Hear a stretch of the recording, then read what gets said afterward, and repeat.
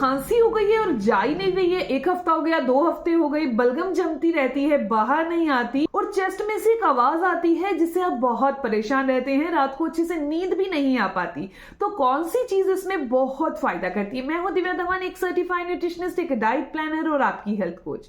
सबसे पहले आपने एक पान का पत्ता लेना है, उसे अच्छे से धो लीजिए, उसमें 2 चुटकी के करीब आपने अजवाइन डाल देनी है, 2 लौंग डाल देने हैं और इसमें आधा चम्मच के करीब शहद लगा देना है। अब इसे चबा चबा कर खा लीजिए। जो ये मिश्रण हमने तैयार किया है ये बलगम को बाहर करता है, चेस्ट को रिलैक्स करता है, लंग्स को अच्छे से काम करने की क्षमता देता है।